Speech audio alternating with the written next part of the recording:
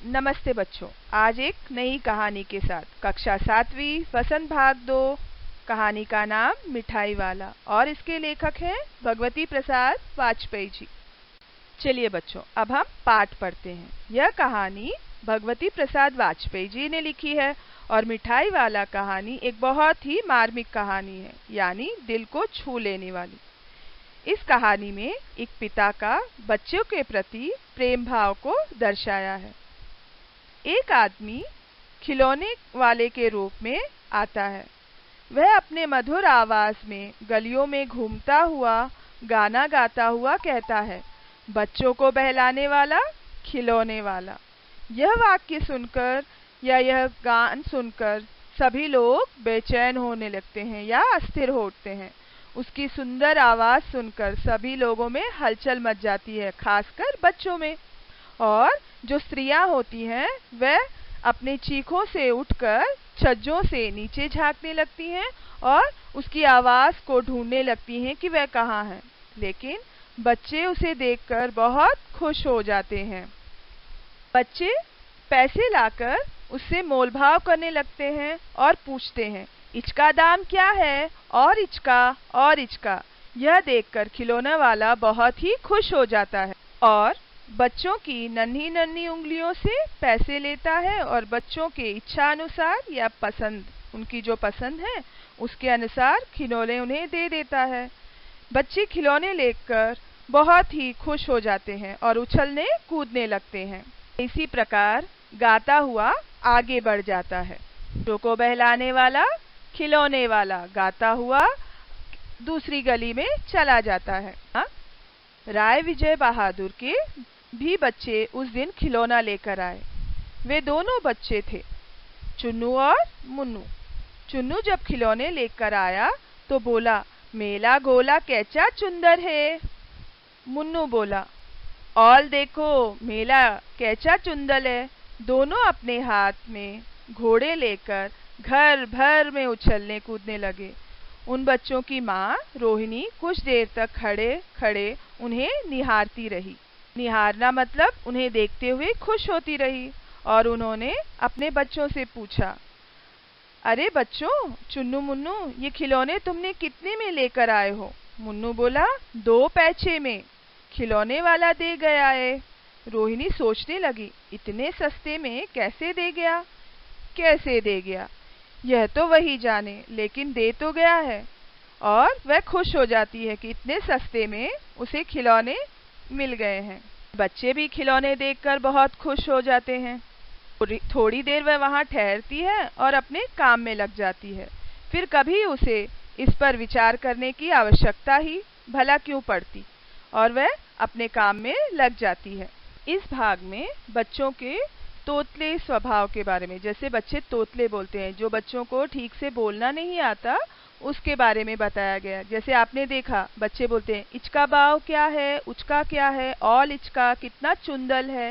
ये सारी चीजें जब बच्चे छोटे होते हैं, उन्हें बोलना ठीक से नहीं आता, तो बड़ा प्यारा लगता है। जब ऐसे छोटे छोटे बच्चे इतने प्यार से जब बोलते हैं तो बहुत अच्छा लगता है। तो ठीक उसी प्रकार रोहिणी के चुन्नू मुन्नू भी इसी तरह बोलते हैं, जो सुनकर बहुत ही मन को अच्छा लगने लगता है। तो चलिए देखते हैं इस पाठ का दूसरा भाग।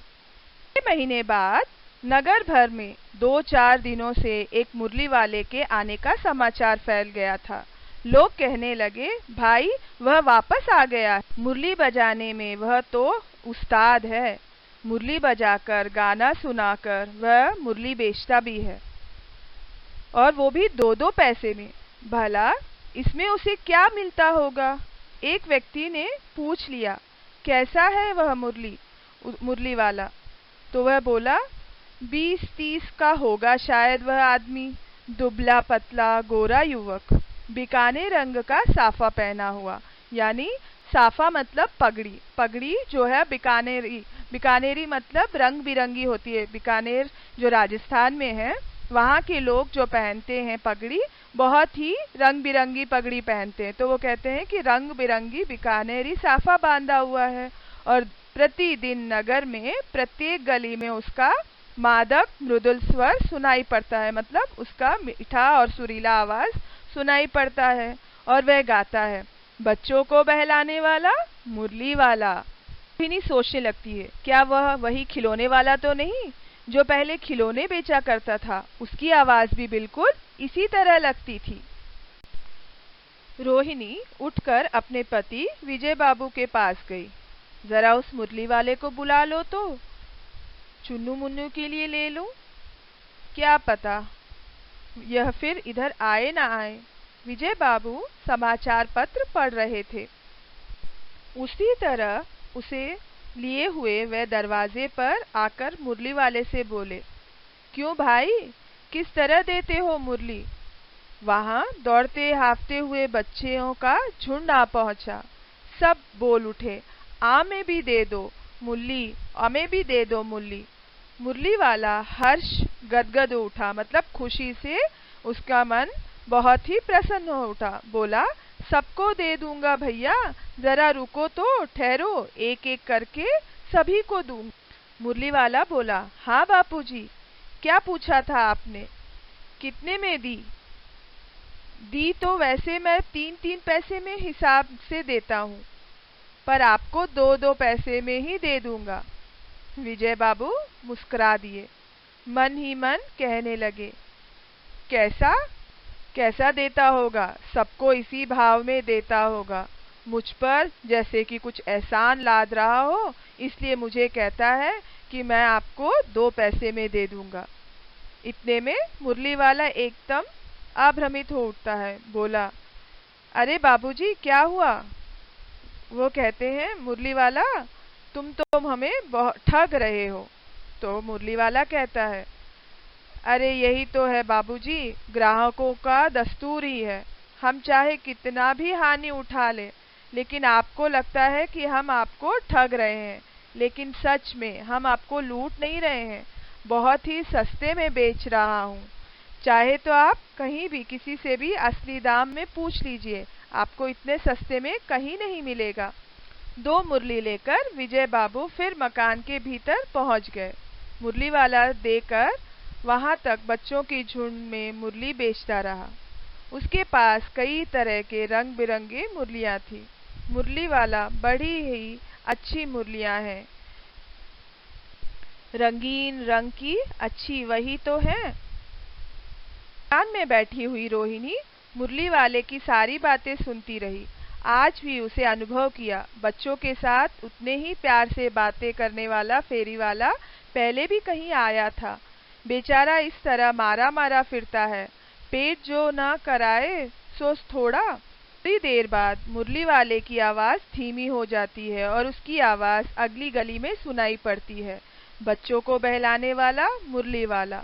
बहुत दिन तक रोहिणी को मुरली वाले का वह मीठा स्वर और उनके बच्चों के प्रति स्नेहभिक्त बातें याद आती हैं, मतलब बच्चों से प्यार भरी बातें जो बातें करता था वह उसे याद आने लगती हैं।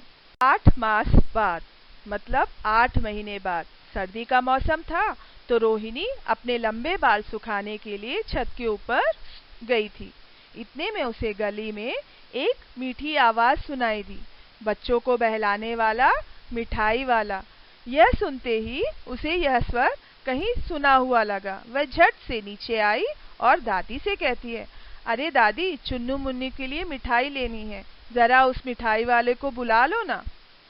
दादी उठकर कमरे में आकर बोली, ए मिठाई वाले, इधर आना। मिठाई वाला निकट आता है, यानी पास आकर बोलता है, हाँ, कितनी मिठाई दूं अम्मा जी? कुछ कुछ खट्टी, कुछ कुछ मीठी, जायकेदार, बड़ी देर तक मुंह में टिकती है, जल्दी घुलती नहीं है, बच्चे बड़े चाव से चूसते हैं। 1 पैसे के 16 देता हूँ। दादी माँ बोली, 16 तो बहुत कम होते हैं, भला 25 तो दो। जो आपको पता है, 1 पैसा मतलब आपका जो 1 रुपए होता है, 1 रुपी आप जानते हो ना, उसके जब 100 पैसे मिलाते हैं, यानी 100 पैसे मिलाने से 1 पैसा बनता है, तो उस जमाने में 1 पैसे में वह 16 टॉफीज देता था, जो आजकल आपको 1 रुपए में 1 नहीं मिलता है, तो वैसे 16 देता था। और दादी क्या कर रही थी, उससे बार्गेनिंग कर रही थी, यानी मोल भाव कर रही थी, और कहती है, अरे 16 तो बहुत कम है, 25 दे दो, मतलब 25 मांग रही थी 1 पैसे के। देखा, कैसे चलता था पुराने जमाने में। हमेशा दादी जो थी वह क्या कर रही थी, बार्गेन कर रही थी, और वह 1 पैसे की जो वो 16 दे रहा था, दादी माँ कितनी मांग रही थी, 25 मांग रही थी। रंग बिरंगी मिठाइयाँ बच्चों को बहुत आकर्षित कर रही थी। चलिए बच्चों आगे पढ़ते हैं। देखो आगे आपको दिख रहा होगा स्क्रीन के ऊपर बहुत सारे तरह तरह के पैसे। ये पुराने ज़माने के सिक्के हैं जो 1, 2, 3, 5, 10, 20, 25 और 50 के हैं। आजकल आप इनकी उपयोगिता हमारे में नहीं करते हैं, लेकिन पुराने ज़माने में ये सारी चीज़ें हम लोग इसका प्रयोग करते थे। आजकल आप लोग सिर्फ 1 रुपए, 2 रुपए, 5 और 10 रुपए के सिक्के देखते हैं, वो भी बहुत कम उपयोगी होते हैं। आजकल अधिकतर नोटों का ही प्रयोग होता है। चलो अब हम कहानी पढ़ते हैं। रोहिणी बोली, दादी फिर भी काफी सस्ता दे रहा है, 4 पैसे के ले लो, ये रहे पैसे। 4 पैसे के 16 यानी 64 मिलेंगे आपको।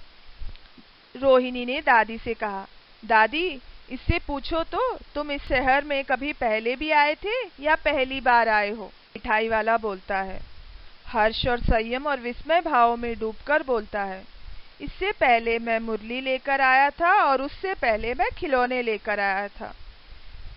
वह बोली, कौन? रोहिणी। इन व्यवसायों से भला तुम्हारे क्या मिलता होगा?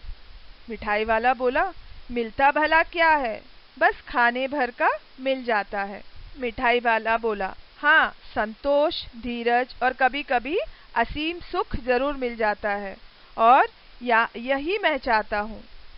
व्यर्थ है इन बातों का चर्चा करना, आप उन्हें जाने दें। आप इन बातों को सुनकर दुखी होंगी। अतिशय गंभीरता के साथ मिठाई वाले ने कहा। रोहिणी बोली, नहीं नहीं बताओ क्या बात है। मिठाई वाला बोलता है, मैं भी अपने नगर का एक प्रतिष्ठित आदमी था। मेरे पास मकान, व्यवसाय, गाड़ी, घोड़ा, नौकर चाकर सब कुछ था। एक स्त्री और छोटे छोटे 2 बच्चे थे। स्त्री मतलब मेरी एक पत्नी थी और 2 छोटे छोटे बच्चे थे। मेरा वहाँ सोने का संसार था। बाहर संपत्ति और वैभव था, मतलब बहुत ही धनवान था और मैं बहुत ही खुश था। मैं अपने सुंदर बच्चों के साथ अपना जीवन संतोष रूपक बिता रहा था। बच्चों की अटखेलियां से मेरा घर कोलाहल मचा रहता, मतलब शोर से रहता, और मैं बहुत ही खुश था। पर भगवान की कृपा ही नहीं थी कि उन्होंने मुझे मेरे बच्चों और पत्नी से अलग कर दिया, यानी उनकी मृत्यु हो गई। अपने बच्चों की खोज में निकलता हूँ। वे सब अंत हो चुके हैं तो कहीं न कहीं फिर जन्म लिए होंगे। इसीलिए इस तरह मैं घूमता फिरता अलग अलग चीजें बेचता हुआ मैं सब बच्चों में अपने बच्चों को ढूंढता हूँ। यह सब सुनकर रोहिणी की आंखों में आंसू आ जाते हैं और उसी समय चुन्नू मुन्नू आ जाते हैं और रोहिणी से लिपट कर बोलते हैं, उनका आंचल पकड़कर, अम्मा मिठाई दिला दो ना। मिठाई वाला 2 पुड़िया बना देता है और रोहिणी भीतर से पैसे फेंक देती है। मिठाई वाला अपनी पेठी उठाकर वहां से चला जाता है। दादी माँ पूछती है, अरे अरे ना ना, अपने पैसे तो ले जाओ। तब मिठाई वाला कहता है, नहीं अम्मा, इस बार मैं इस मिठाई के पैसे नहीं लूंगा। इसकी आवाज दूसरी गली में सुनाई देती है, बच्चों को बहलाने वाला मिठाई वाला। इसमें उसे रोहिणी के बच्चों में शायद उसे अपने बच्चों की झलक दिखाई दे चुकी थी। इस तरह हमारी कहानी खत्म हुई।